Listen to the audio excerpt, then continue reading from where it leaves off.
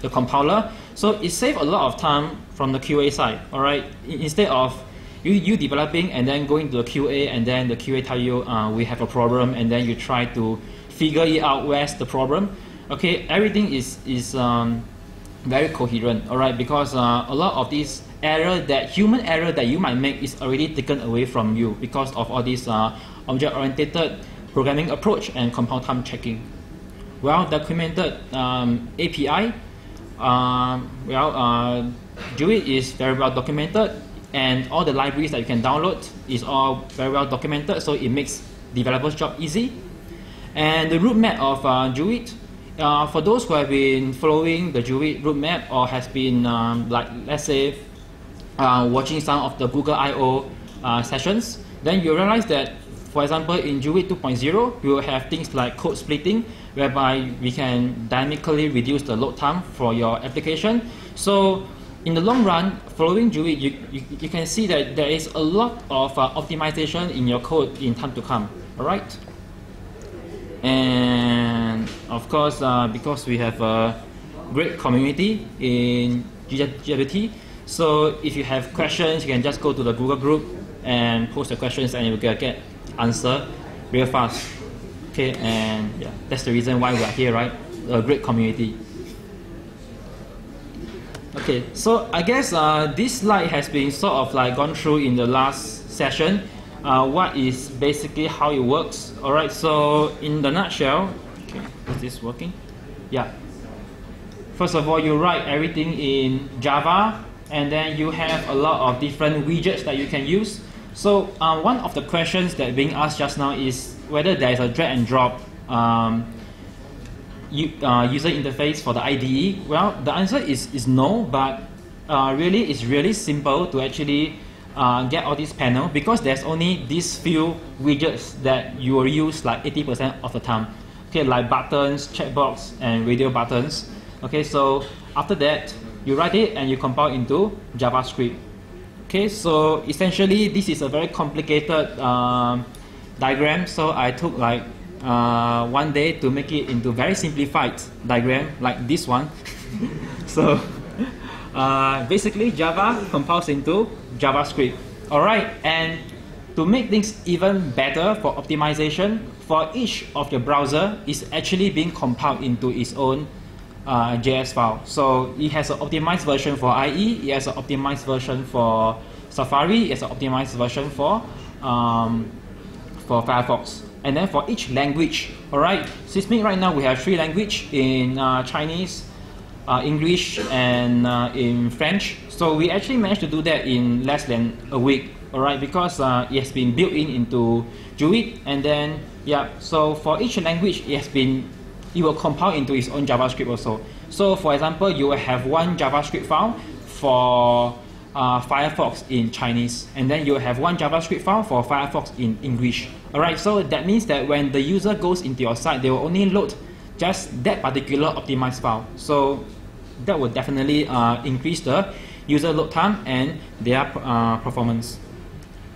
Okay, so right now let's dig deeper into how we actually create Seesmic Web, because the topic of this is more about how we actually create this application. So this is the exact architecture that we use for our Seesmic Web. Is a MVC architecture. So for those who have been developing in C# or Java, this will come in very handy. Alright, so and when we first try to use MVC framework for a web application, especially for a JS application, our first worry is that will it actually slow down the entire application, because you are having all this MVC framework, and then instead of just coding everything in one big file, you know, now we have a view, we have a mediator. But in fact, this actually helped us a lot, because in the start we have 2 developers, and right now the team has increased to 4 developers, and we are scattered all over the place. Some of us is in Europe, some of us is in US. So having a MVC framework in GWT, okay, first of all, it allows us to have a common understanding of how where the codes should be, And secondly, whenever there is a bug, we know exactly where to fix it. Alright, so just a very quick run through of the architecture that we are using in the Seesmic web. Basically, you have a view. Okay, so you can imagine you try to post a new tweet, and then we have a view called Twitter post bar, and then we have a mediator that will catch all the click events and everything from the view. So once we click on it, and then it will actually dispatch the notification to the facade, and then the facade will actually call the command, which will actually use a delegate to go to the Seesmic server, post the tweet, fetch the timeline, for example, and then after that it will tell the command that okay, we are done. All right, and once it's done, we will just reflect it in the view. All right, so there is a lot of different MVC framework for GWT. So there is pure MVC, there is Gin, and so on. So the reason why we choose pure MVC is because our developers are mostly coming from Java and Flex background, so we are already very familiar with pure MVC. So implementing pure MVC in GWT takes like almost like a day of effort for us to get it up. So if you are trying to get into GWT and you are already familiar with pure MVC, then this is one good news, right? Because you can just go straight into it and use the framework that you liked. Alright, some of the key features for Seesmic Web, which I will actually demonstrate in the second session. So right now, I will just let you know how we actually do it. For drag and drop, alright, so this is one of the staple feature that you must have in most one-page rich internet application right nowadays. So there is a library called GWT D&D. Okay, not dance and dinner, is drag and drop. So basically, it's very simple. Okay, you can define a container, and then you can just drag your stuff around. All right, I won't show any codes here because if you go to GWT D&D, it will actually show you just a 5 to 6 line sample codes to get you started. All right, so this is very straightforward. Just get the library, and there you go. For effects like fading of effects, changing of colors, and so on, we use GWT FX. Okay, this is very useful because if you are thinking about adding themes to your application, then GWT FX can actually read your CSS files, okay, using codes, and then you can actually change the color of your interface. All right, so again, this is extremely simple to use. Basically, you define a widget, dump everything that you want to animate inside, and then just ask it to, like panel.fade, and then it will just fade out.